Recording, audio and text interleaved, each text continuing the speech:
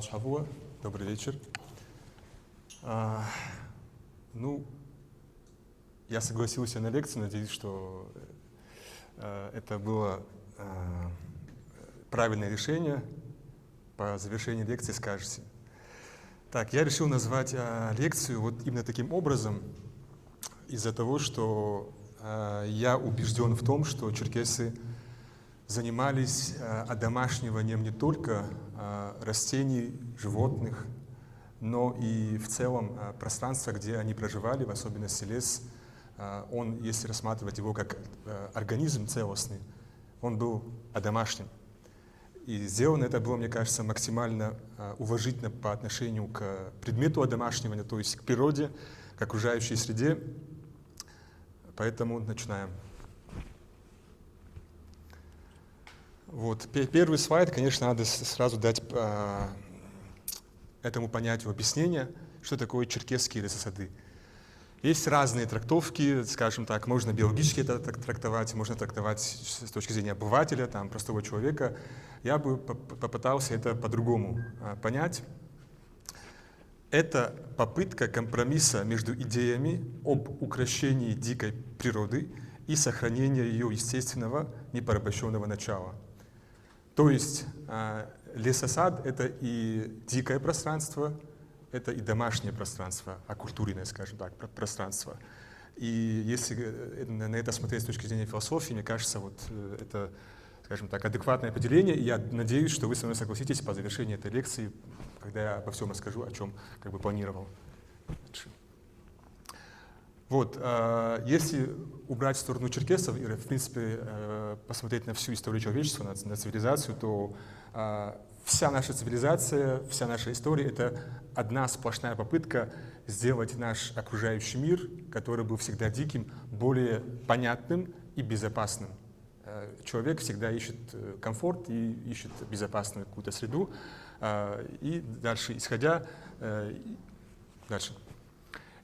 из этого, можно рассмотреть, на мой взгляд, как бы два варианта отношения к природе в этом деле, в деле делания его понятным, этой природы. Первая концепция — это антропоцентризм, и вторая концепция — это экоцентризм. Антропоцентризм — это та концепция, которая, я думаю, возобладала сейчас, в принципе, во всем мире, где во главу угла встал человек, его потребности, его нужды, и вся природа подчинена этим потребностям. То есть это та система, во главе угла которой стоит человек, как самый важный как бы элемент, скажем так, этой системы. Экоцентризм — это противоположная точка зрения, когда во главу угла ставится не человек, а в принципе вся природа. И я считаю, что черкесы, адыги были вот сторонниками второй концепции экоцентризма, и дальше вот мы это будем рассматривать. Дальше. Я хотел начать с археологии, потому что археология — это та наука, которая позволяет заглянуть вглубь истории, одна из наук, не только, она не единственная. И вот на этой фотографии размещен скальный навес на ручей Мишока. Он располагается в Майкопском районе Республики Адыгея. Это приток реки Белая. Вот. И почему я это вам показываю? Дальше. Перед тем, как сказать, что это такое, я бы хотел узнать ваше мнение. Как вы думаете, вот что на этой фотографии изображено? Что это за предметы? Это похоже на камень, как считаете, да? Это похоже на какие-то кусочки камня, примерно одинаковой формы, диаметра и так далее. Но это на самом деле окаменевшие груши. Да, это груши, дальше, следующий слайд, это груши, которые были раскопаны археологом, вот его имя, Сергей Асташинский из Государственного Эрмитажа. И их экспедиция копает в этом месте очень давно, и они раскопали несколько слоев культурных, и в одном из слоев были найдены вот эти останки окаменевших груш, и они были исследованы в 2014 году в Новосибирске вот этим институтом, Институт ядерной физики СОРАН. И результаты оказались соответствующими догадкам Сергея Асташинского и его коллег. Эти груши росли на Кавказе вот примерно в этом году. 3632-34 год до нашей эры. Этим грушам 5600 лет. Они пролежали в земле в хозяйственной яме с другими предметами, в том числе с крюками кабана дикого. И они сохранились вот в таком, скажем так, твердом состоянии. Дальше, следующий слайд. И это так называемая груша кавказская, пюрис или пурис кавказика. Это та дикорастущая груша, которая есть на всем Кавказе. И эта груша считается предком культурной европейской груши. И вот эти груши, они не просто были там в этой яме, они еще были обработаны. Они были обуглены, то есть термически обработаны. И, видимо, я не знаю, для чего это было сделано, наверное, для того, чтобы эти груши пролежали в земле большее количество времени, и при этом, чтобы они не испортились. Вот дальше. И еще второй момент касаемо археологии, который, мне кажется, тоже очень интересным. Вот это кувшинчик. Он был раскопан тоже в Адыгее, археологический комплекс Пснафа. Он располагается вот на реке Пснафа. Это в 700 метрах от хутора Подгорный, рядом с Майкопом. Это уже другой период, это не Майкоп, это уже период миотов, миотская культура археологическая. И на этом предмете вот изображены деревья, на которых растут яблоки. Это яблони. Это, по сути, наверное, самое старое изображение яблоневого сада, которое найдено на территории России, как минимум. Вот тут есть размеры этого предмета. Возраст этого предмета 2 век до нашей эры, то есть примерно 2200 лет возраст.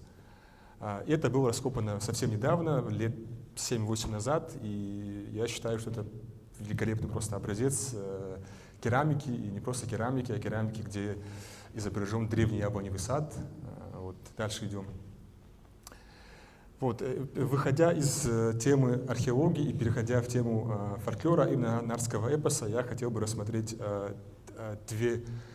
два сюжета из нардского эпоса, в которых идет речь о садах или о грушах, или, скажем так, яблонях. Первый сюжет на Бадыноко Нардхам Хакильхагабзавр. Довольно известный сюжет о том, как в течение 2-3 лет у нардов не было урожая, они голодали, и Бадыноко пошел к своему отцу Бадыну, которого он отказался скидывать с Жагаибх, то есть с горы престарелых, откуда скидывались люди старшего поколения, которые уже были немощными. Вот, он отказался скидывать и спрятал его в пещере, спрятал, и потом, когда была засуха, он ходил к нему, нес ему провизию, и когда он нес провизию, он сказал своему отцу: у нас вот такая беда, у нас нет урожая, у нас нет ничего, в принципе. И тот ему посоветовал: когда будешь возвращаться обратно, возвращайся с поднятой головой и смотри на макушки деревьев, и ты найдешь, что искал. Он вот так шел, и он, скажем так, отыскал на деревьях яблони и груши, которые там еще сохранились. Он их взял, и легенда гласит, что от этих образцов, скажем так, потом по всей нардской земле расплодилась груша и яблоня. Второй сюжет называется Нардтегуджа. Их там один сюжет, но два, скажем так, варианта этого сюжета. И второй сюжет Нардтегуджа Ярахуджа, рождение Нардтегуджа. Это хатукаевские тексты, это кабардинский текст. В хатукаевском тексте речь идет о том, что у Нардтегу не было сына, сын не рождался, он беспокоился, и ему подсказали, скажем так, умные люди сделать следующее. Он сорвал с какой-то яблони 2 яблока, которые были, скажем так, с красным оттенком. Он этим накормил свою жену, сейчас имя Нахульта, прекрасное имя Нахульта, звали его жену, он накормил этой грушей, этими яблоками свою жену, и у них родился потом прекрасный сын, которого назвали Тегуджа. Вот. Отец Тег, а сын его Тегуджа. Таким образом, скажем так, яблоко вот здесь выступает в роли, скажем так, силы, которая увеличивает плодовитость, то есть это символ плодовитости, символ, скажем так, такого жизненного начала, человеческого начала. И я думаю, что в этом отношении яблоня и яблоко в нашей мифологии присутствуют так же, как и у других народов, скажем так. Скажем так, молодильное яблочко, как, допустим, в славянской культуре и так далее. Дальше. Вот, ну и заканчивая тему археологии и нардского эпоса, я уже дальше хотел бы рассмотреть саму экосистему черкесского лесосада. Это моя личная трактовка. Я могу в чем-то ошибаться, но я под экосистемой черкесского лесосада подразумеваю следующие компоненты. Первый компонент — максимальные площади самих лесонасаждений. Второе — в этих лесонасаждениях должен быть максимальный объем диких фруктовых деревьев. Потом должны быть культурные фруктовые деревья, максимальное количество. Потом максимальное количество так называемых счастливых сортов деревьев, пород деревьев. Дальше должно быть максимальное видовое количество разнообразия животного мира. И самое последнее, в этой системе должно быть много воды. Вот из вот этих компонентов, я считаю, и строился как бы черкесский лесосад. Ну и, в принципе, сами черкесы как последний элемент этой системы, которые пытались это не испортить, использовать как бы в пользу себе, но при этом не мешать и вот всей этой экосистеме. Следующее. И я хотел бы дальше вот каждый этот компонент рассмотреть отдельно. Иногда очень детально, иногда я буду прям поверхностно, потому что тема слишком объемная, я не хочу уходить очень глубоко, потому что это займет много времени, и вы просто устанете от моего рассказа. Поэтому я попытаюсь, скажем так, сделать такую обзорную лекцию. И первый момент, вот я ссылаюсь на автора Дичков-Тарасов, который был в Адыгее в 1902 году, и он написал замечательнейший очерк об Адзехе. И вот в этом очерке он называет абадзехов, да и в принципе всех западных черкесов, будь то хакучи, шапсуги, натухаевцы, убыхи, абадзехи, они их всех называют лесными людьми, людьми леса. И вот здесь он очень прекрасно описывает, скажем так, эту среду, о том, что здесь множество дремучих дебрь, всяких зубров, туров, то есть весь этот дикий животный мир, он в таком разнообразии естественном. Дальше, следующее. Вот. И дальше я рассматриваю точку зрения Николая Карл Гоффа. Николай Карл Гофф — это начальник штаба Кавказской береговой линии, обер-квартирмейстер отдельного Кавказского корпуса, то есть один из главных людей в кавказской администрации военной 40-х, 50-х годов. И вот он, рассматривая быт черкесов, западных черкесов, он говорит следующее. Главное богатство края составляет строевой лес, но горцы никогда не занимались лесной промышленностью в размере, соответствующей обилию материала. И я все не зачитываю, по непривычке к труду горцы не пользуются хорошим строевым лесом даже и для собственных надобностей, предпочитая прочным деревянным постройкам, требующим затруднительного вывоза леса из гор легкую постройку, плетеную из хвороста, обмазанного глиной и так далее. И еще он говорит, что они это делают из-за того, что им лень это делать. У него такая точка зрения. Черкесы живут в такой среде благоприятной, где очень много деревьев высоких, там, объемных. Это все не срубается, это все не используется для строительства таких основательных домов там, из дерева. Там, и поэтому он говорит, что это такая ситуация из-за того, что им лень. Дальше. С ним не соглашается автор нашего времени Владимир Александрович Дмитриев, известнейший этнолог-кавказовед из этнографического музея в Петербурге. Он бывает часто здесь в Начике, и он очень часто бывал в Шапсуге, изучал быт шапсугов сейчас, в наше время, в прошлом, и это, я считаю, может быть самый большой специалист именно по шапсугам сейчас, по их этнографии и в целом по их истории, наверное. И он говорит, что он комментирует высказывания Карла Гоффа и говорит: «Сегодня мы можем признать замечания опытного колониального администратора и хорошего наблюдателя проявлением определенного непонимания явления, взглядом на чужую культуру со своей позиции». Дальше следующий слайд, дальше он начинает сам раскрывать свою точку зрения.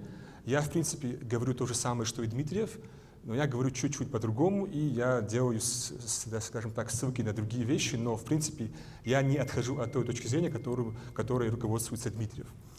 Вот, теперь к вопросу о том, что обеспечивало черкесам сохранность леса. Почему он не врубался даже для того, чтобы строить дом. Да? И вообще тема архитектуры у черкесов, она очень спорная из-за того, что, ну, скажем так, нам хочется, чтобы у нас были такие основательные дома, сделанные из камня, из дерева, там, 18 века, как вот в Европе, допустим, есть какие-то объекты материального наследия. У нас такого нет. У нас есть тольмены, у нас есть склепы, у нас были какие-то башни, но не было вот такого, скажем так, такой архитектуры на европейский лад. И почему так? Я думаю, что почему черкесы не делали такие дома, я думаю, что есть несколько причин. Первая причина — это милитаризированный, подвижный образ жизни в условиях непрекращающихся военных конфликтов. Особенно это характерно и верно для восточной части как бы, черкесского организма. Это бессанеевцы, кабардинцы, геляхстанеевцы и тимиргоевцы. Ну и это верно во многом и для западных черкесов, но все-таки там ситуация, я думаю, была немного другой, нежели вот здесь на равнине, здесь, где это так называемая кабардинская равнина, и дальше вот тимиргоевская часть. Вторая привычка, которая, скажем так, способствовала тому, чтобы черкесы не строили такие дома, это то, что называл Семен Броневский, историк Кавказа, известнейший, привычка к открытому воздуху. Это цитата из его работы. С ним же согласился Хангерей, другой этнограф XIX века. И здесь я привожу в подтверждение вот этому утверждению изречение Филиппа Людовика де Сигюра. Это французский аристократ, который был при дворе Екатерины II. В Петербурге он ездил в Крым, общался, скажем так, с кавказцами, по-моему, был и на Кавказском побережье. И он встречался в том числе и с кабардинцами. Вот в его труде есть вот очень интересное изречение, которое сильно характеризует кабардинцев, кабардинскую феодальную знать. Вот он говорит следующее. Этот воинственный народ мало восторгается величием на городов, которые они рассматривают как тюрьмы. «Я не поменяю свою бедную хижину на самый богатый дворец», сказал один кабардинский князь. «В этом дворце стены разукрашены, но сердца спрятаны. Его великие ограды содержат, как в тюрьме, мысли и чувства. Что касается меня, то я предпочитаю дух свободы, и я ни за что не поменял бы мою хижину на все величие и могущество ваших государств». Это речь, это, скажем так, свидетельство человека, который разговаривал с этим кабардинским князем, и у него была вот такая позиция. Он говорит, что нам это не интересно. И вообще, и многие авторы рассматривали ситуацию, при которой из, скажем так, бедной сакли кабардинца, допустим, выходила вся позолоченная, посеребренная княжна, допустим, в полном комплекте национального костюма. Это диссонанс между внешним видом этой княжны, да, она как аристократка европейская там, сразу можно вести на какой-то европейский бал, их по манере одежды, там, по богатству, но при этом она выходила из вот такого бедного сооружения, и вот этот диссонанс очень сильно бросался в глаза многим, об этом многие писали на самом деле. Поэтому вторая причина, почему черкесы лес не рубили и не строили дома, это вот их психология. Следующее. Третья причина, это уже в большей степени характерно для западных черкесов, потому что западные черкесы вели свое сельское хозяйство все-таки на склонах. Я говорю сейчас об Абадзехах, Шапсугах, Натухаевцах, Убыхах и так далее. И им пришлось выработать свою уникальную систему сельского хозяйства, которую Николай Клинген назвал лесохлебной системой. Если у нас там лессады, то здесь у нас лесохлебная система. О чем это говорит? В этой системе лес становится обязательным элементом организации сельскохозяйственных угодий. Но каким образом? Следующий слайд. Я специально не стал, скажем так, рассказывать, зачитывать, и вот отыскал эту картинку для того, чтобы мы на нее посмотрели. Это картина шотландского дипломата, не знаю, как военного, и здесь изображена долина реки Вардане. Это Убыхья, это здесь жили убыхи. Вот. И следующий слайд. Это фрагмент той же зарисовки. И вот если сюда посмотреть, то вы вот видим здесь, вот смотрите, полукруги на склоне горы. Здесь тоже полукруги. Эти полукруги — это сельхозугодия. Здесь выращивается урожай, скажем так. А вот эти, скажем так, насаждения — это, по-современному говоря, лесополосы. Но черкесы их не высаживали, они просто оставляли невырубленной вот эту часть. И что это как бы давало, скажем так, для их дела? Это помогало противостоять эрозии почв, выветриванию, скажем так, почвы. И здесь это не так видно, но вот здесь, вот на этих склонах, видно, что здесь и там остаются невырубленными особо крупные образцы деревьев, любых. Почему это делалось? Из-за того, что у этого дерева, если это дуб, то у дуба крона очень широкая, соответственно, корневая система очень тоже широкая, глубокая, и она служит такой конструкцией, которая удерживает этот склон от оползней. Таким образом, черкесы, они вроде бы врубали деревья, да? Они врубали, вот мы видим, что здесь склон очищен от деревьев, но при этом все-таки наиболее отлогие, крутые части хребтов, они оставались незасеянными, и вот эти участки, они оставались, скажем так, тоже эти лесополосы. Поэтому вот эта система лесохлебная по Клингену, она, мне кажется, вот хорошо отображается на этом рисунке, поэтому я ее включил в презентацию. Дальше. Это вот этот же участок, но в наши дни. Фотографию сделал мой друг Мадин Хушт, краевед, исследователь, очень хороший человек. Вот, во времена черкесов эта территория была вот такой, а сейчас, вот, естественно, это не обрабатывается, поэтому это уже дикий лес. Дальше. Да, и следующая причина, на мой взгляд, которая помогала сохранять лес, это причины, которые касаются религии и в целом мировоззрения черкесов. Здесь надо в первую очередь сказать о таких терминах, как тхажуагмаз и тхажуагжих. Тема невероятно глубокая и интересная. Я не хочу сюда входить сейчас основательно, потому что я здесь могу задержаться слишком долго, поэтому скажу просто в общих чертах. Я думаю, многие знают, что такое. Тхажуагмаз — это священная роща, где черкесы делали свои богослужения. Обыкновенно это были дубы, ясени, груши, яблони, то есть те породы деревьев, которые были у черкесов в почете. Поэтому и вот следующий слайд. Нет, все-таки нет. И поэтому черкесы эти леса не вырубали. Более того, эти леса назывались чухамыбзамаз. Чухамыбзамаз означает буквально лес, из которого нельзя вынести даже прутик. Полный запрет на то, чтобы здесь вести хоть какую-то деятельность. Это, скажем так, нетронутая территория, и даже какие-то убийцы, которые прятались от своих, скажем так, врагов, они могли забежать вот в эту священную рощу, и это было гарантией для них, что их там не найдут и не убьют. На этой территории убийств не было, ничего не было, это была священная территория, поэтому таких территорий было много, поэтому все эти территории были в действенном виде, их не вырубали вообще, их вообще не трогали. Дальше. И потом, конечно, следующая часть экосистемы черкесской, это здесь должно было быть в черкесском лесу максимальное количество диких фруктовых деревьев. И вырубка таких деревьев, неважно где, это могло быть и не в священном лесу, такие деревья были, скажем так, особо уважаемы, почитаемы, их пытались не вырубать без прям крайних мер, без крайних каких-то причин особых. Следующее. И такие ученые, как Жуковский, Мичурин, Вавилов, это имена все очень известные в мировом масштабе, особенно Вавилов, который считается родоначальником генетики растений во всем мире, это величина мировая, и вот они считали, что Западный Кавказ в целом является центром доместикации, то есть домашнивания плодовых культур, таких как яблоня, груши и так далее. Дальше. Но тут стоит вопрос, как черкесы занимались выведением новых сортов деревьев.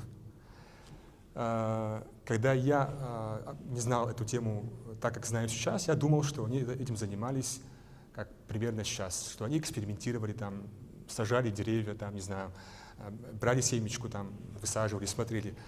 Но я думаю, что все-таки все гораздо проще и понятнее, и практичнее, скажем так. Это делалось с помощью народной селекции и прививок. Дальше. И здесь я рассматриваю вопрос того, как проводится народная селекция. Схема такая: я иду в лес, вижу, что растет какое-то дерево, на этом дереве есть крупные плоды, это называется естественный гибрид. То есть это дерево начало плодоносить такими большими плодами само собой. Человек этому никак не помог. Это получилось естественным способом. Он видит это дерево, поэтому он берет сразу или ножик, или не знаю что, но отрезает прищеп, и потом это несет к себе домой, на участок, не знаю, близко к себе к дому, не знаю, в священную рощу, не знаю куда, но это потом прививается на другое дерево. И если, допустим, меня зовут Зачари, да, я это привил, это дерево, потом это дерево стало популярным, этот сорт потом называется Зачариями, то есть яблоня Закирея. И таким образом появляются народные сорта черкесские. Второй способ, как это могло получиться, селекция с помощью семенного материала, но тут все очень сложно. Скажем так, я не нашел ни одного подтверждения того, чтобы черкесы занимались вот этим, селекцией семенного материала, потому что это трудно, это занимает очень много времени, это просто не накладно по затратам времени, по затратам сил физических, поэтому, мне кажется, этого черкесы не делали. Что такое селекция с помощью семян в общих чертах? У меня растет привитое дерево, допустим, которое я принес с леса. Я взял оттуда семечки из яблока, да, высадил, допустим, 20 таких семечек вот, на своем участке, и они выросли. Но первая проблема, они вырастают очень медленно.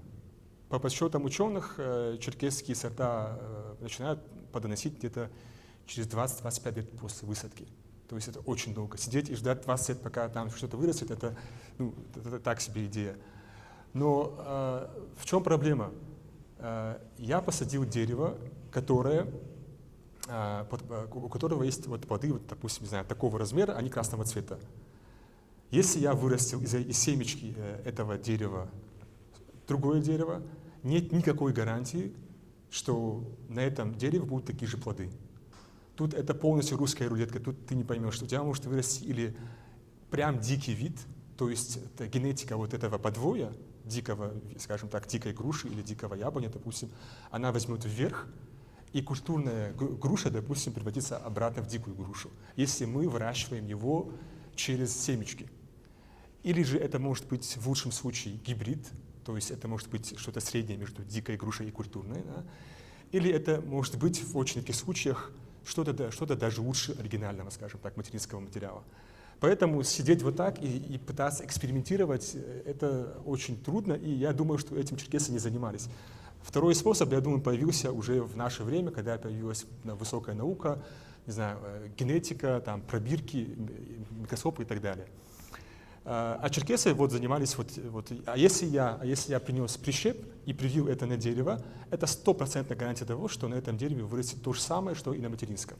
Это 100% гарантия. Поэтому размножение через ветки, через прищеп — это самое милое дело. Ну и в этом случае, конечно, там все равно дерево плодоносит спустя 20-25 лет. Это такая особенность черкесских сортов, но они потом живут 100-150 лет зато. Следующее. Вот, и опять-таки здесь тоже можно очень долго говорить. Здесь я просто 2-3 примера привел из тех приемов, которые черкесы использовали для, скажем так, для того, чтобы сделать свой урожай более богатым, допустим. Первое — это размещение рядом с садами и фруктовыми рощами пчелиных пасек. Есть, скажем так, тут я затронул тему опыления. Почему? Потому что это здесь, скажем так, важный момент. Деревья могут опыляться разными способами. Первое опыление — это самоопыление, то есть дерево опыляется само собой, без не знаю, помощи пчел, бабочек, других деревьев и так далее. Есть перекрестное опыление, это когда дерево опыляется обоюдо, скажем так, с другим деревом. Обратное опыление. Да? Пыльца этого дерева идет туда, и пыльца этого сюда. Это называется взаимоопыление. И поэтому, но понять, как опыляется дерево без, скажем так, опыта невозможно. Один сорт яблони может опыляться, скажем так, только пчелами, другой сорт может опыляться только, допустим, деревьями, а третий сорт может опыляться сам собой. Это понять трудно, поэтому я думаю, что черкесы делали две вещи. Первая вещь — это пасеки рядом с вот этими садами, скажем так, чтобы пчелы их опыляли.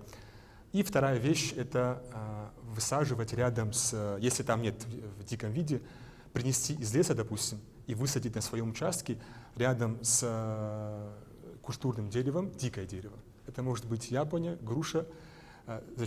И здесь есть два понятия, потрясающих, на мой взгляд: жгыбз и жигох. Жгыбз — это, понятное дело, дерево женского пола, скажем так. Жигох — это дерево мужского пола.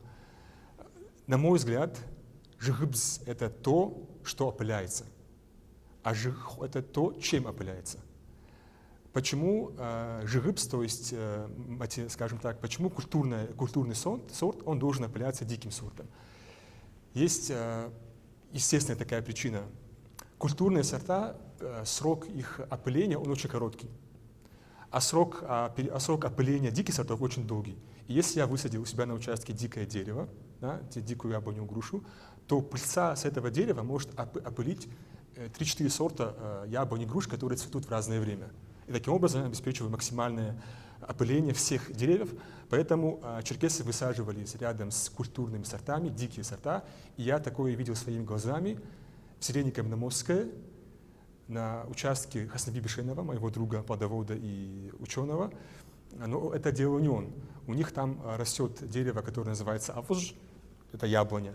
Оно растет там с первых дней, когда они там поселились. Это яблоня неизвестного сорта.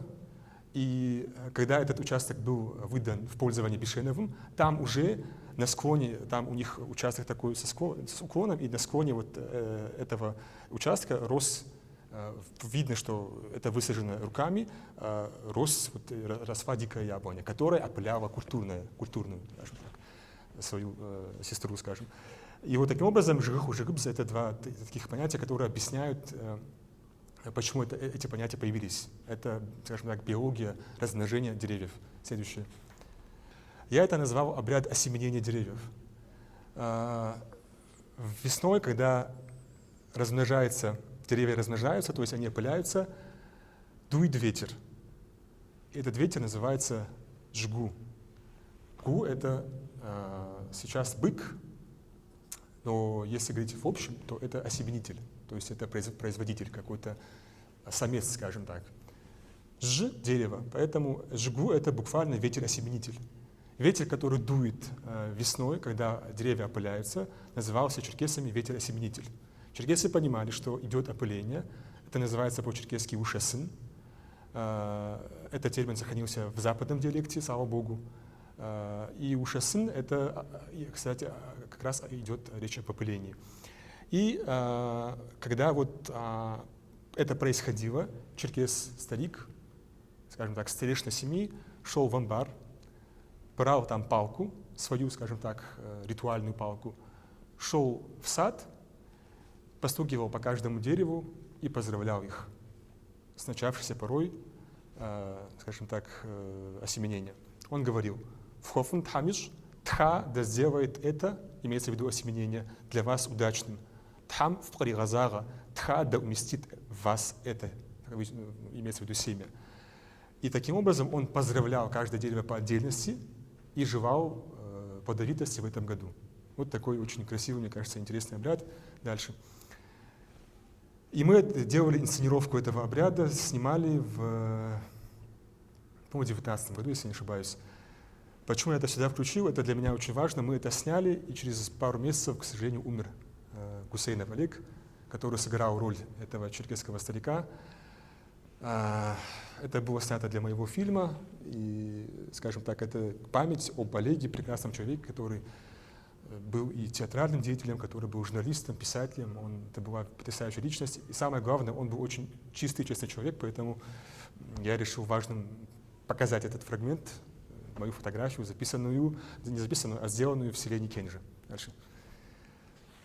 Дальше. Если мы говорим о прививках, то и мне показался этот фрагмент очень интересным. Здесь речь идет о том, как в 1956 году кубанский лесовод Николай Крутиховский ездил в Ростов-на-Дону. Там была, скажем так, такая проблема. Хотели вырубить сосновую рощу, и Крутиховский, как лесовод, как экозащитник, решил поехать и помочь, скажем так, в том, чтобы отстоять этот сад сосновый. И там он увиделся с писателем Михаилом Шолоховым, который написал «Тихий Дон». И у него на столе, оказывается, была книга Нуха Ахмедовича Тхагушева. Это известнейший человек, плодовод, ученый из Адыгеи, о садоводстве. И оказалось, что писатель готовил новую книгу, где его главный герой был садоводом, и здесь Шолохов сделал такой комментарий, что ему понравилась старая черкесская поговорка, которая гласит, что за юношу, который не привил хотя бы 10 диких деревьев, ни одна черкесская девушка никогда не выйдет замуж. Шолохов пошутил, что этот обычай достойный возрождения. И это реально так есть. Есть и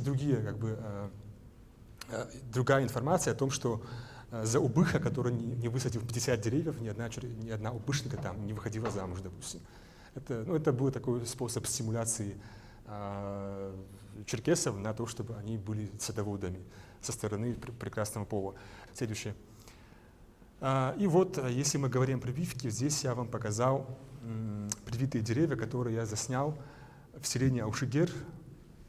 У нас, то, что мы называем Должугой. Почему я решил про это рассказать? Эти деревья были привиты недавно, 1960-е годы примерно. Вот здесь, вот этот участок, эти участки — это места прививок. Внизу дикий вид, вверху культурный вид. Но эти сорта не черкесские. Это то, что мы называем иногда шумафохуж, то есть зимняя груша, иногда называем чуре. Это европейский сорт, который называется кюре. Кюре мы немного видоизменили и сказали чурей. Но это не черкесский сорт.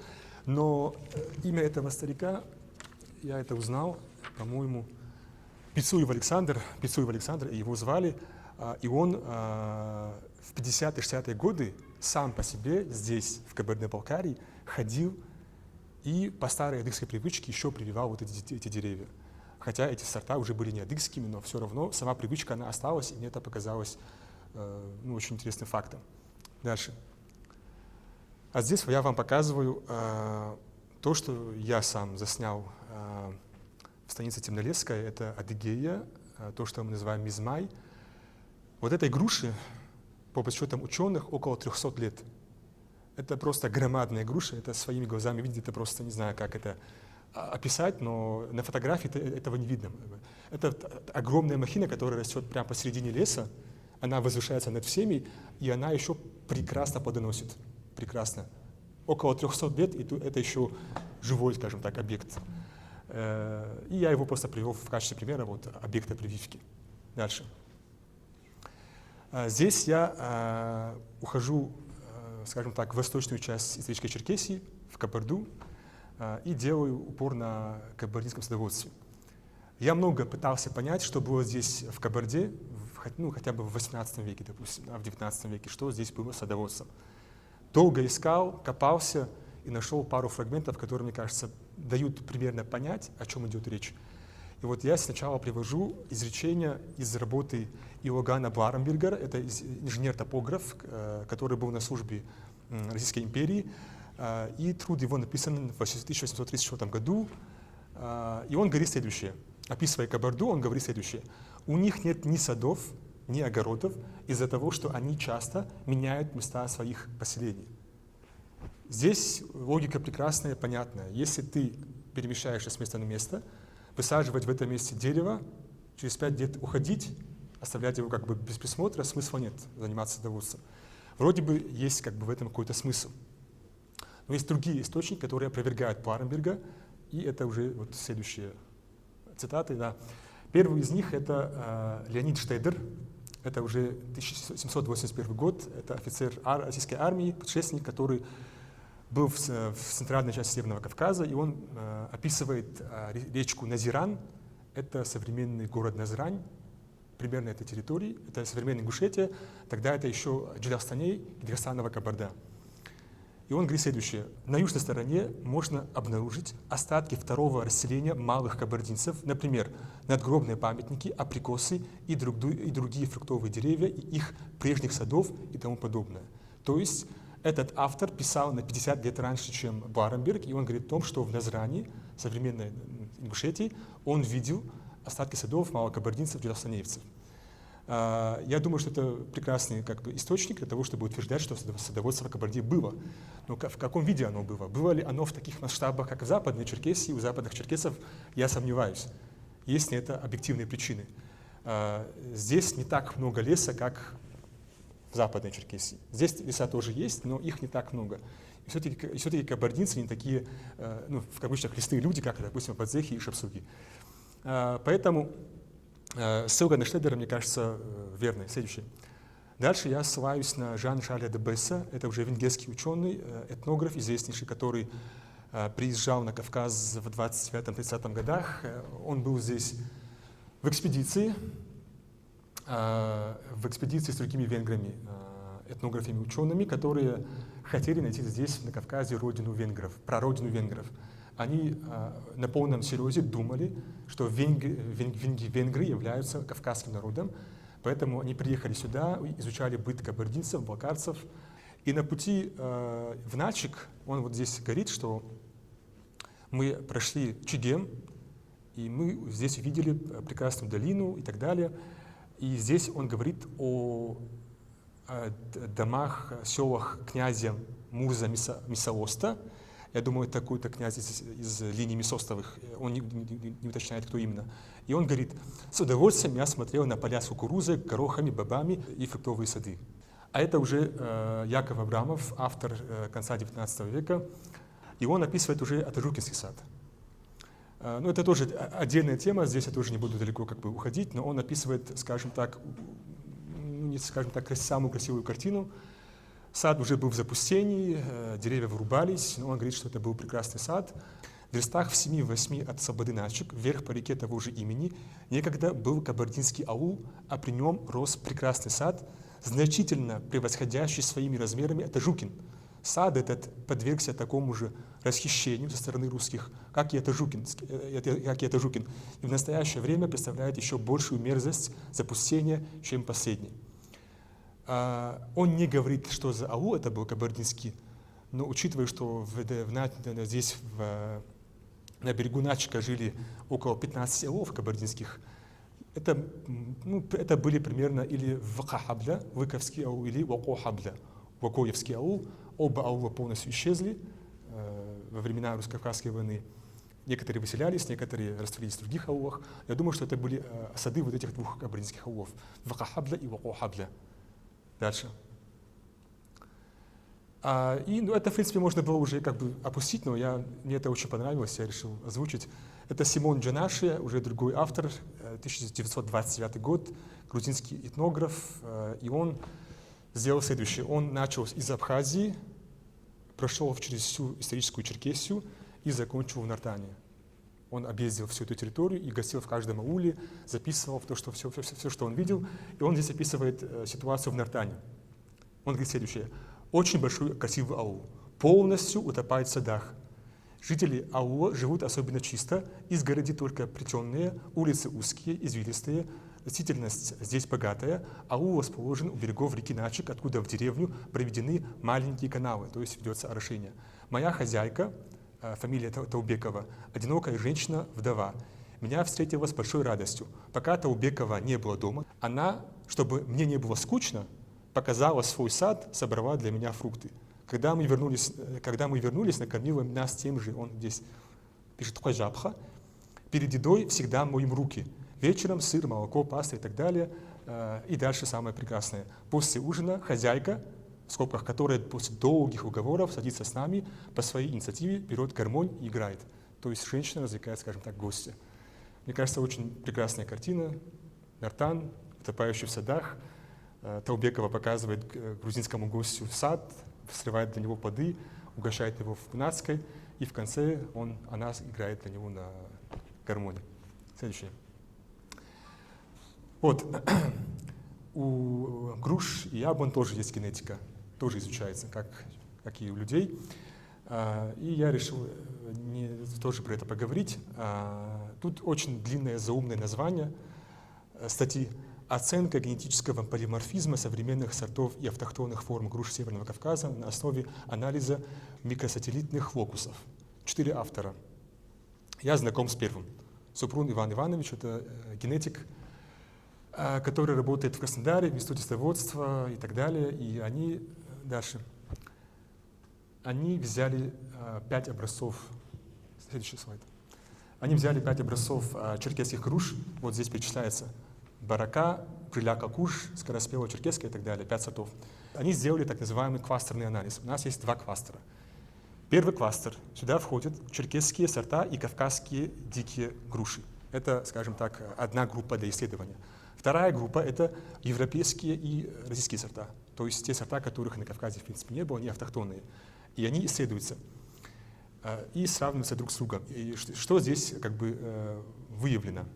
Эти сорта, они все местные, но при этом они друг от друга отдалены. Если мы говорим о генетике, то вот есть, допустим, у людей, не знаю, какая-то ГП-группа, да, мужская, и я, допустим, с Эдаром отдален там, допустим, на 5000 лет. Вот такое же отдаление есть у этих сортов.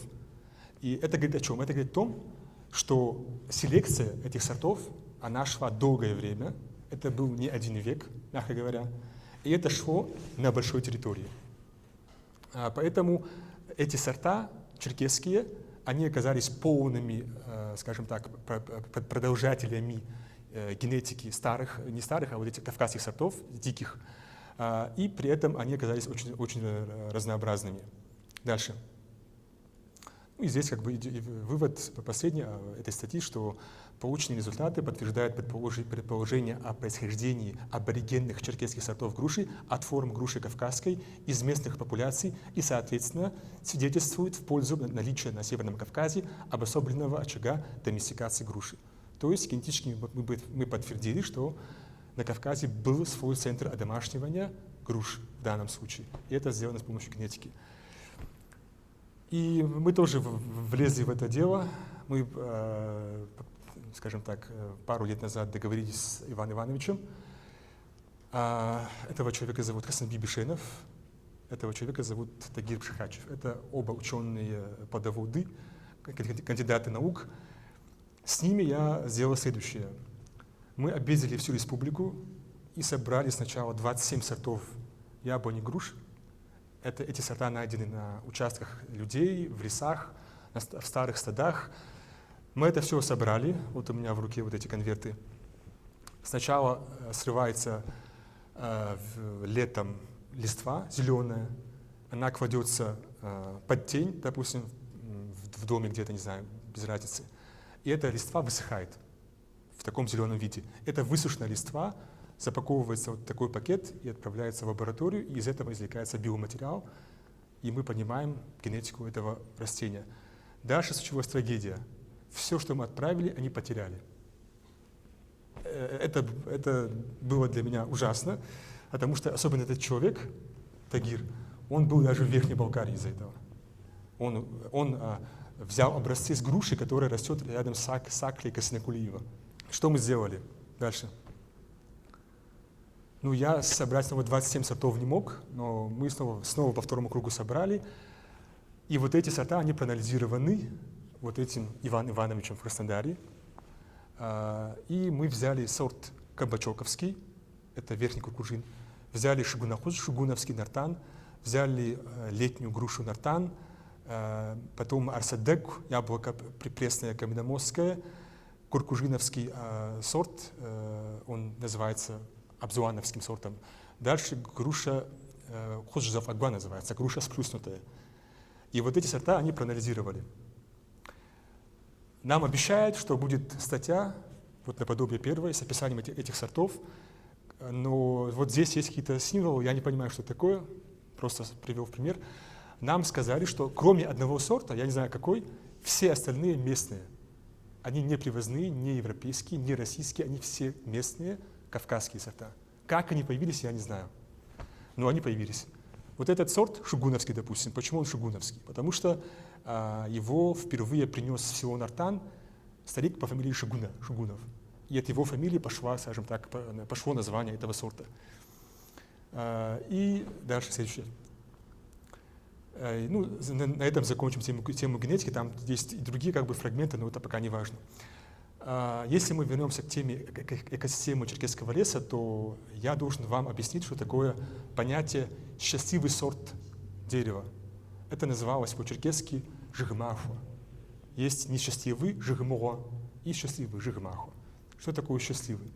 Это жигмаху или жигв. Это те сорта, которые или плодоносят, и второе, или у них должна быть хорошая древесина. Это бук, ясень, чинар и так далее.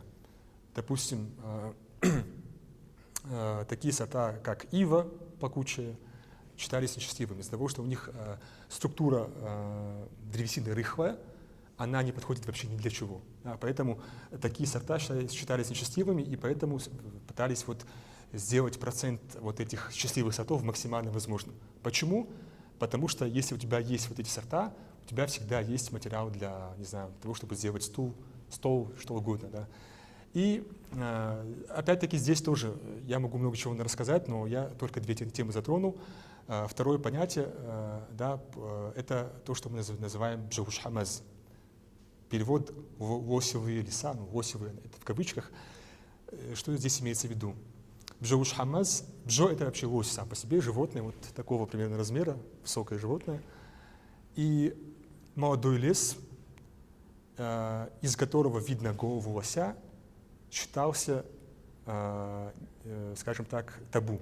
Нельзя было трогать. Если ты вырубал 100 деревьев, ты высаживал 100 деревьев обратно, они росли, и пока они не вырастут до определенного размера, ты не имел права их тронуть. И такие молодые леса, из которых видно лося, назывались бжоушхамаз, молодые леса, их не трогали категорически. Вот эти вещи, они помогали, скажем так, сохранять экосистему, размножать вот эти счастливые сорта и так далее. Дальше. Если мы говорим о разнообразии животного мира, то тут тоже много всяких моментов, но я, скажем так, сделал упор на таких моментах, как запрет на охоту в период размножения животных, то есть есть пора охоты, шакого, ноябрь, скоро будет, кстати, период. Второе, это запрещалось охотиться на легкую дичь, допустим, зубров. Ну, не запрещалось, а считалось зазорным. Почему я привел в качестве примеров зубров? Потому что зубры, у них очень плохое зрение, и их очень легко, скажем так, прибить. Они очень массивные. Убив одного зубра, у тебя будет 500 килограммов мяса, допустим. Это такая лакомая добыча, но если мы всех зубров, скажем так, отстреляем, то получится так, что зубров вообще не осталось. Поэтому было такое как бы мнение, что человек, который убил зубра, проявил малодушие. То есть он не надеется на себя, на свою удаль, на свою меткость. Это животное, оно неповоротливое, оно с такой короткой шеей, оно медленно бегает, оно плохо видит, и его очень легко убить. Поэтому черкесы, скажем так, сделали такую антимоду на охоту на зубров. И я считаю, что это позволило вплоть до конца XIX века, пока там еще были черкесы в этих лесах Западной Черкесии, это позволило сохранять поголовье зубров. На Кавказе нигде больше не оставалось к этому моменту зубров. Зубры, их останки находили даже в Осетии, в пещерах, они были на всем Кавказе, но только у черкесов это сохранялось вплоть до XIX века. И я думаю, что вот из-за того, что был такой запрет на охоту. Дальше. Запрещалась охота на особо крупных особей. Если я вижу перед собой, даже если шакова, то есть пора охоты, я вижу перед собой крупного оленя, самца с такими рогами, ну, скажем так, я хочу его как бы пристрелить, но не могу. Я не буду этого делать и его упущу. Я думаю, почему? Почему у черкесов была такая логика? Я думаю, что из-за того, что крупная особь дает крупное потомство. Если мы оставляем в живых крупные экземпляры таких животных, самок, самцов, они размножаются и увеличивается, скажем так, объем массы, мышечной массы, мяса и так далее. И у нас улучшается порода, скажем так, диких животных. Я думаю, что именно из этого был запрет на охоту на крупных особей.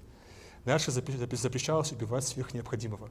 Я не охочусь из-за того, что просто мне интересно. Там, убил и там оставил, такого нет. Я убиваю, потому что мне необходимо, других вариантов нет. Только из-за этого. Запрещалось собирать все дары леса. Если у меня там рядом с домом растет огромная груша-дичка, там упало 10 тонн, я собираю, допустим, 5 тонн, я говорю современным понятием, но половину оставляю там. Почему?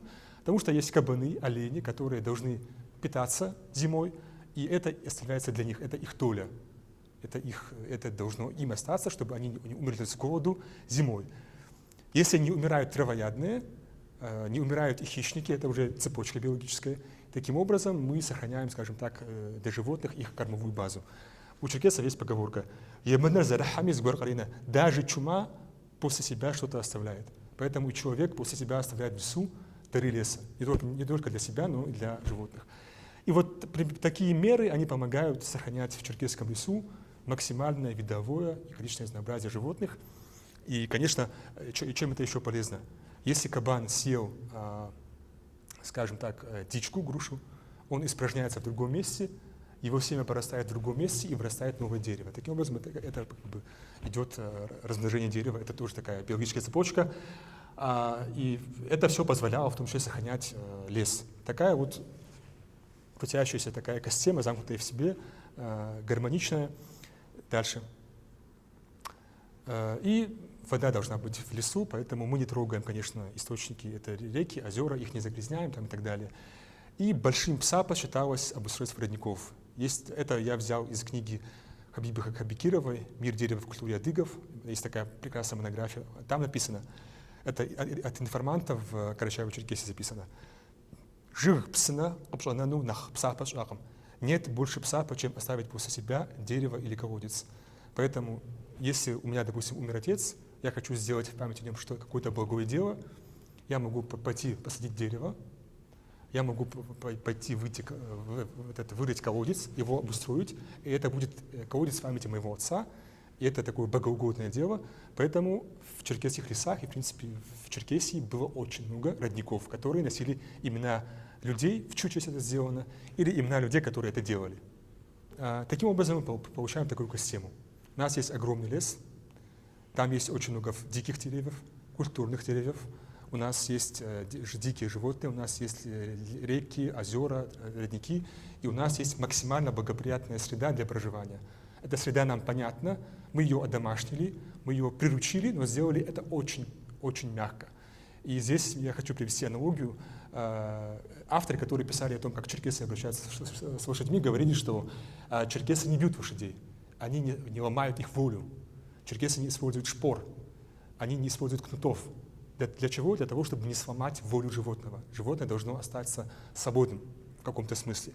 И способ одомашнивания лошади и способ одомашнивания пространства у черкесов, считаю, одинаковый.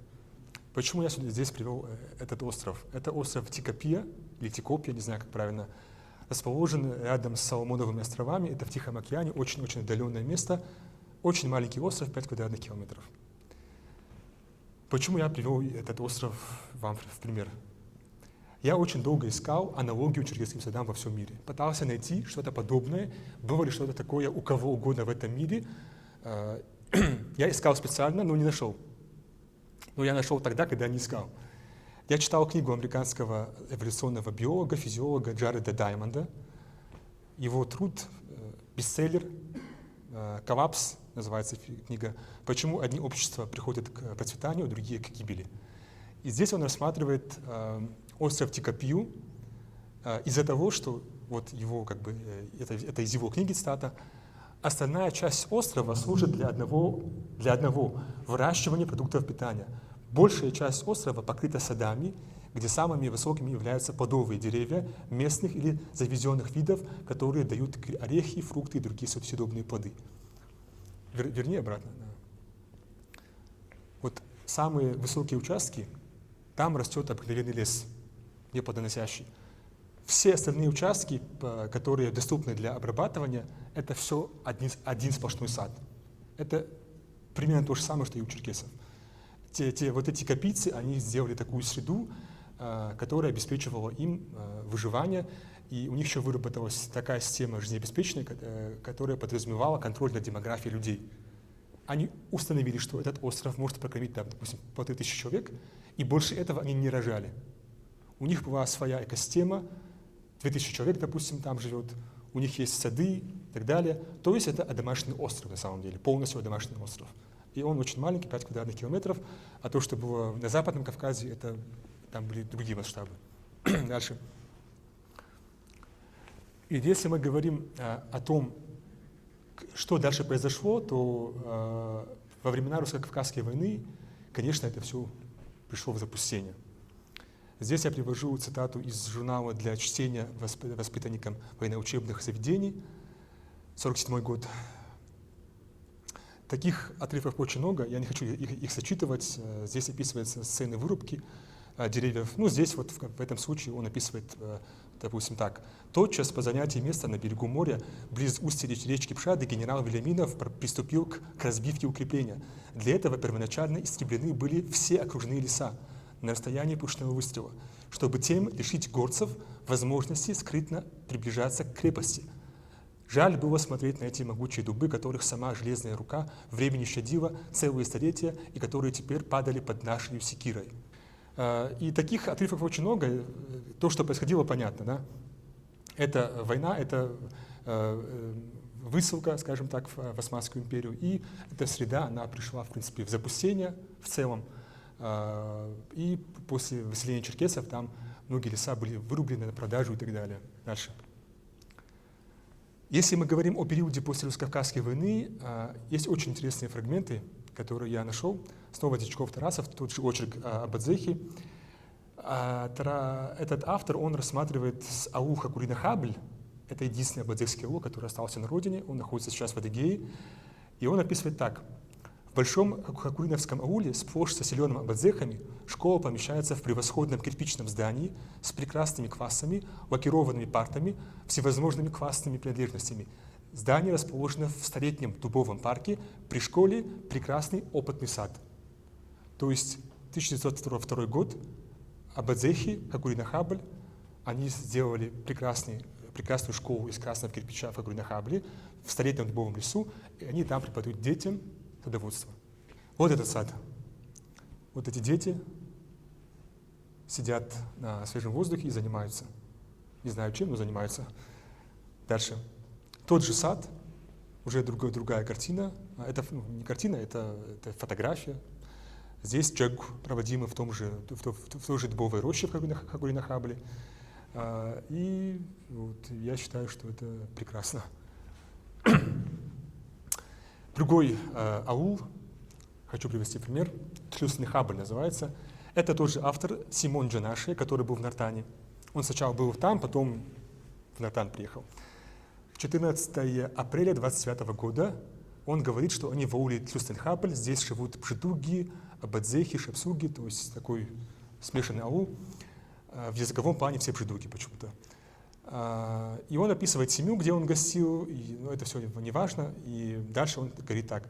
Осмотрели лес с одичалыми фруктами, грушами, яблоками, старый черкесский лес, полностью сохранившийся около этой деревни. Сельчане не разрешают отсюда выносить даже хвороста. То, что я говорил, чихамбземез. Они хранят его как память предков. Сейчас село за 2000 рублей купило проволоку, чтобы сделать ограду. То есть село, которое в 1929 году, оно помнит про свою традицию, оно еще не забыло, память активная и живая. Они скидываются в общак 2000 рублей, это очень много по тем временам, и полностью окружают этот лес проволокой, чтобы туда не шло ни животное, ни человек, никто другой, чтобы это осталось в таком нетронутом виде. Дальше. Дальше я хотел перейти в Турцию, куда вселялись черкесы. Есть много авторов, источников, которые описывают положение черкесов там, если мы говорим о садоводстве и сельском хозяйстве. Они говорят о том, что склоны гор Самсуна, Дюзджи, которые были дикими, да, никак не обрабатывались, под воздействием рук черкесов, превратились в прекрасные сады и так далее. Есть такие цитаты, изречения, такие работы. И на Балканах они делали то же самое. Черкесы были сначала на Балканах, потом их вернули обратно в Турцию современную, и на Балканах они делали то же самое. А вот эти деревья, они растут в деревне Бюкчегиз, рядом с Самсуном. Вот здесь мы видим точку прививки. Это привито черкесскими мухаджирами после выселения. И таких деревьев в этом ауле полно. Они там сохранились. Я не знаю, какие это сорта, я не думаю, что это черкесские сорта. Сильно сомневаюсь, но они растут, тоже очень интересно. Дальше. А этого человека зовут Эрсин, он убых, фамилия его Шаху. Он из этого аула. И вот здесь мы видим инструменты для прививки, а здесь мы видим огромное дерево привитое, не знаю кем. Этот человек живет в Стамбуле, он работает в аэропорту, и каждый год, когда настает пора прививок, он возвращается в свое родное село, в Бюкчегиз, и начинает прививать деревья в лесу, по старой традиции адыгской. И занимается он этим с 13 лет. Я говорил с ним по фейстайму, не по фейстайму, а зуму. И я его спросил, а почему ты вообще этим занялся? Почему ты, живя в Стамбуле, возвращаешься из Стамбула обратно в свое село, и почему ты это делаешь? И он говорит, меня этому научил наш сосед-старик. И он это начал делать в 13 лет, и до сих пор это делает каждый год. Я очень хочу к нему поехать, на самом деле, хочу его снять. Я с ним договорился, он меня ждет, но пока не получается. Надо поехать весной, в марте, когда начинается прививка. Я хочу заснять его за этим процессом. Мне кажется, это очень интересная вещь. Традиция, которая живет в Турции современной спустя 150 лет, 160 лет после окончания войны. Вот молодой убых, он занимается тем же самым, чем занимались убыхи там, у себя на родине. Все. Надеюсь, что это я закончил.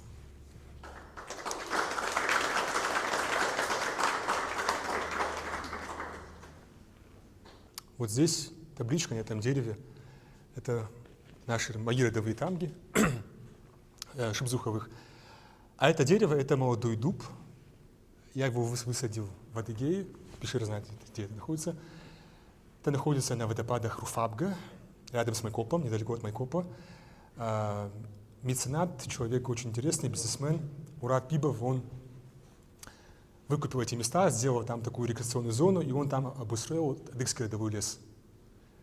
Что это такое? Он выделяет пространство на этом участке для того, чтобы черкесские рода высаживали свои родовые древа здесь, и на каждом древе находится вот такая табличка с фамилией, не с фамилией, а с тамгой и фамилией как бы того рода, который это высадил. Мы поехали с Анзором, тогда нас было человек 7-8-10, высадили. Скажу, как есть, только мое дерево прижилось, все остальные засохли. Почему так? Потому что проект имеет большой изъян, к сожалению. Эти деревья высаживаются прямо под кроной высоких деревьев. Они лишены света, нет фотосинтеза, деревья, они без света, скажем так, то есть это их, скажем, кислород, которым они дышат. Поэтому они там засыхают. Там корневая система этих деревьев. Короче, это для них на самом деле темница. Поэтому проект прекрасный, замечательный, но он сделан не там. Этот проект должен делаться на участке, где вообще нет леса, где есть пространство. И тогда это прекрасная идея, когда вот все рода собираются, высаживают рядом с, не знаю, вот рядом с моим деревом растет дерево ашхотовых, не знаю, там, бесфоневых и так далее. И таким образом у нас появляется свой сад, свой, не знаю, районный сад, республиканский сад. Это прекрасная идея для реализации. Можно в каждом селе, в каждом районе обустроить такой участок, чтобы каждый род высаживал там свои деревья, ухаживал за ним, и спустя 50 лет это будет парк. И у каждого рода есть свое дерево. И на этом дереве есть их табличка. Они могут там собираться, там, делать какие-то дела, родовые исходы. Я думаю, что это хорошая идея, и надо над ней подумать для того, чтобы ее реализовать.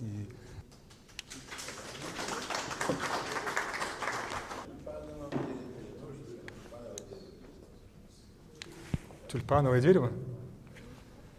Тюльпановое дерево — это не эндемик, то есть это не тот вид, который растет на Кавказе в диком состоянии. Это дерево привезено скорее всего, из Китая. Как я знаю, это привозная, скажем так, культура. Оно вырастает до огромных масштабов.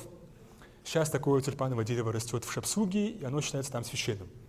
Там до сих пор устраиваются всякие сходы, молебны, торжества, там поминки и так далее.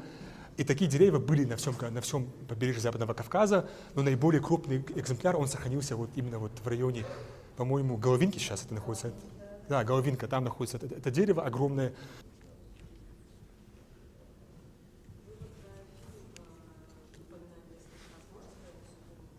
Судьбу? Судьба очень как Санта-Барбара, судьба этого фильма. Мы сделали очень много съемок, примерно 1,5 терабайта съемок.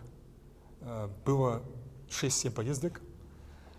В Шапсугию, по-моему, 3 раза, 2 раза в Адыгею, 2 раза в Карачаево-Черкесию. Здесь в республике много ездили. Очень много отсняли, очень много людей, мест, материалов, очень много всяких, не знаю, ученых, практиков и так далее.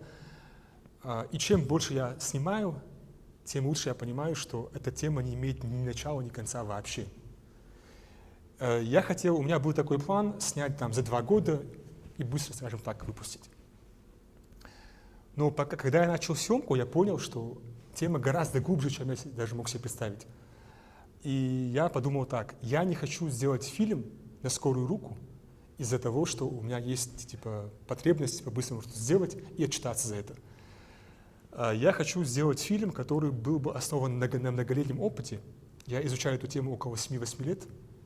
Фильм снимается уже, по-моему, 4-й год. Потихоньку там 1-2 съемки за год. Вот я не поехал в Самсун, это надо обязательно сделать. В Джуджи надо поехать в Турцию, там тоже есть такие места, надо это записать. Надо в Шапсугию вернуться пару раз, надо в Адыгею вернуться пару раз. В Адыгее есть ученые, которые занимаются этим, надо их, скажем так, найти и с ними поговорить. То есть много чего надо еще сделать. И когда я это сделаю, фильм будет, и, скорее всего, он будет не один. Я не говорю про труд Самира Хатко, «Черкесские сады», 2-томник, прекрасная работа. Самир он сделал анализ, конечно, там есть вводная часть прекрасная, там есть прекрасный материал этнографический, но я говорю об анализе, научном анализе, вот как сегодня примерно было: генетика, археология, этнография, фольклористика, история, документы, чтобы это все собрать вместе и это все увидеть не просто в таком историческом плане, такой прямой взгляд, прямолинейный, обыкновенный, а чтобы мы поняли, что это вообще было. Почему это все дошло до такой степени изящества и идеала на самом деле. Я считаю, что это была идеальная система, в которой природа была сама собой, и человек при этом получал все, что он хотел получить. И сейчас, когда у нас есть проблемы с экологией, я считаю, что здесь очень много народной мудрости. Я думаю, что можно вернуться ко многим вещам, которые здесь я сегодня озвучивал. Я не говорю там о культе рощ священных, это время прошло, но не срубать там фруктовое дерево, не срубать крупное дерево, там, не срубать каждый раз дерево, которое растет около твоего магазина, потому что оно закрывает вид твоего магазина, допустим. То есть быть более понятным, понятливым, понимающим, чувствующим природу. И для меня эта тема имеет еще другое значение. Это дань памяти тем людям, которые сделали эту культуру искусством, которые сделали эту культуру идеальным, на мой взгляд, идеальной. И есть такая практика у тех, кто делает книги, пишет книги. Они пишут там, посвящают там своей матери, посвящают своей жене и так далее. Если я сделаю фильм или сделаю что-то другое по этой теме, я это посвящу не своей маме, не своему отцу, я это посвящу предкам, тем, которые сделали эту культуру. Это их культура, это их заслуга, поэтому это должно быть посвящено их памяти, во-первых, такой, скажем так, моральный момент, мораль, этика и так далее. И второй момент, в этом есть много практического смысла. Поэтому будем идти потихоньку. Здесь, я думаю, этого не было. Здесь я зафиксировал в 3 местах факт прививок в старые времена в лесах. Это Заюково, это Вольный аул, здесь рядом с Начиком, и вот Аушигер. Но все-таки не будем врать, это было не так масштабно, как на Западном Кавказе. Да, было, но не так масштабно. Почему? Потому что все-таки быт кабардинцев был немного другой, первое. Второе, кабардинцы, да, жили рядом с лесами, но они не жили под лесом, скажем так. Они не были лесными людьми, как абазыки, шапсуки и так далее. Почему лошадь появилась в Кабарде? Да, мы говорим кабардинская порода. Почему мы не говорим шапсукская, абазекская? Потому что горы Шапсуги — это не те районы, где можно заниматься селекцией лошадей в таком масштабе огромном. Чтобы выращивать лошадей, должна быть племенная селекция, должны быть огромные участки пастбищ, скажем так, мест, которые лишены леса. Да? Там этого нет, на Западном Кавказе. Здесь этого много. Поэтому здесь развивается коневодство в Кабарде, потому что есть предпосылки, потому что кабардинцы были, скажем так, конниками, культура была такая. А на Западном Кавказе там черкесы занимаются садоводством, потому что у них другая природа, более богатая, более предрасположенная к этой теме. Поэтому там появляется садоводство. Мы говорим о шапсукском садоводстве, и мы говорим о кабардинском коневодстве. Таким образом, это все, скажем так, дополняет друг друга. И еще есть такой очень интересный момент, пока я вспомнил. Иван Иванович Шапрун, генетик из Краснодара, который нам делал анализ этих сортов, он меня спрашивал один раз, говорит, для меня это очень интересно, говорит, вот ваши сорта западно-черкесские, они, говорит, полностью автохтонные кавказские. Там рядом есть Крым. В Крыму тоже было садоводство, прекрасное садоводство крымское. Но при этом, говорит, хотя Западная Черкесия и Крым — это территории пограничные друг с другом, но при этом мы, допустим, говорит, не видим даже 1% влияния крымских сортов на западные сорта. Но при этом, говорит, я вижу влияние черкесских сортов на сорта Центральной России, генетическое. И он меня спрашивает, а не было ли у вас контактов с Россией, с Русью, ну, скажем так, 500-600 лет назад? Я говорю, да, было. Во времена Ивана Грозного, до депутации Тимура Айдарова, потом была депутация женевцев, это западные черкесы, да? Потом была депутация кабардинцев, там их было много, и вполне вероятно, что кабардинцы там или женевцы могли отвезти в Центральную Россию тогдашнюю, скажем так, Московскую Русь, отвезти какие-то сорта, какие-то, не знаю, деревья и подарить там, допустим, двору, царскому двору. И он говорит, что российские сорта, которые выросли в России, испытали на себе влияние западно-кавказских сортов. И он пытается понять, почему это произошло.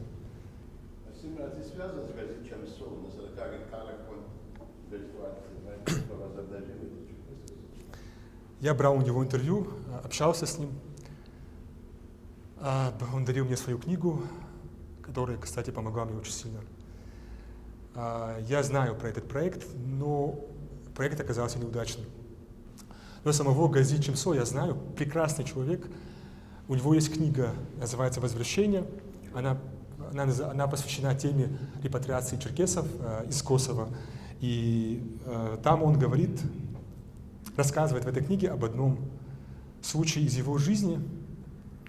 Он сам, по-моему, выходит из аула Панижукай, это Бждукский аул, рядом с Краснодаром. И он рассказывает о женщине по имени Кокуш, наверное, на русский манер. По-моему, девичья фамилия Ачмиз, по мужу Шхалахова, то есть наша обслуженка. Его отправили взять интервью у этой женщины, ей тогда было больше 100 лет, а это было в 1910-х, наверное. То есть это женщина, которая видела русско-кавказскую войну, скажем так. И она рассказала о деревьях, которые она видела в своем детстве. Эти привитые деревья, которые были в Шапсуге. Ситуация такая. Семья этой Кокуш, там пару девочек, муж, жена. У них во дворе растет 2 грушевых дерева огромных, высаженных каким-то их прадедом, там, привитых. Война идет, набег на этот аул, разграбление этого аула. Все разбегаются в разные стороны, и эта девочка, она убегает в лес и сама не понимает, куда она убежала. Одна, без никого. Она там потерялась, бродила по лесу, и как-то раз она вышла на край леса. И там она видит, какие-то дома стоят, но это не черкесские дома, а это были казачьи дома. Там играли казачьи дети. И эти дети увидели эту девочку, которая вышла из леса. Они, видимо, подали клич, вышли старшие, они ее поймали, эту девочку, как бы взяли себе на воспитание. И она там провела некоторое время, эта девочка. И она уже начала понимать русскую речь, но дальше случилось следующее. Она играла вот на этом месте какое-то время назад, и из леса вышли трое всадников. И она поняла, что это черкесы, не казаки, по их внешнему виду. И она с криком, с плачем побежала в их сторону. Те ее увидели, одни поняли, что это их, да? Видимо, смугла, наверное, была. Быстро ее схватили, посадили к себе на седло и ушли в лес. Они узнали у нее ее фамилию, она оказалась Шхалаховой, или Ачмиз, фамилию, точно не помню. И ее отвезли в аул Псейтук, который сейчас находится на границе Краснодарского края и Адыгеи, это Шепсукский аул, и отдали ее родственникам по линии отца, Шхалаховым, по-моему. Она там выросла, вышла замуж за другого человека из другого рода, родила детей и так далее. Прошло время, ей больше 100 лет, и с ней встречается Гази Чемсо. И она рассказала ему потрясающую историю, которая достойна экранизации на самом деле. Я хочу ее экранизировать, но это надо быть каким-то, не знаю, режиссером профессиональным, потому что история потрясающая и драматичная. Она такая. Она выросла, эта женщина, у нее уже дети, и она ездила на рынок казачий с родственниками, по-моему, мужа, в какой-то казачий аул, там есть и название этого аула, я не помню, неважно. Они поехали вот так один раз на этот рынок, там, обменять какую-то продукцию. Я, говорит, смотрю и вижу 2 дерева. Смотрю и начинаю, говорит, вспоминать. Я, говорит, вспомнила, что это были те деревья, которые росли в нашем дворе. И я, говорит, побежала к этим деревьям, изливая все слезы, которые у нее есть, скажем так. Она буквально вот так бросилась к этим деревьям, обняла их и лежала там, плакала. Люди проходят, смотрят, не могут понять, в чем дело, нормальный, что ли. А старик, который был с ней, понял, что произошло. Он подошел к ней, присклонился к ней и сказал: каждый год посещай это место, чтобы помнить о своих отцах, дедах, чтобы им на том свете, скажем так, было приятно, что вот их труд до сих пор не забросили, что помнят и так далее. В итоге эта женщина после этого каждый год в пору созревания этих груш ездила специально вот в это место и проводила там одну ночь, ела эти плоды грушевые, собирала их и возвращалась обратно. И так она делала до конца своей жизни. И здесь вот эти деревья, они на самом деле являются символом черкесской трагедии. Да? Народ ушел по ту сторону Черного моря, но эти деревья остались. И эта женщина, она, скажем так, хранила верность, скажем так, данному слову, и она до конца своей жизни посещала это место. И вот этот рассказ есть в книге Гази Чемсо «Возвращение». Я ее прочитал благодаря тому, что поехал на интервью к нему, и он мне его подарил.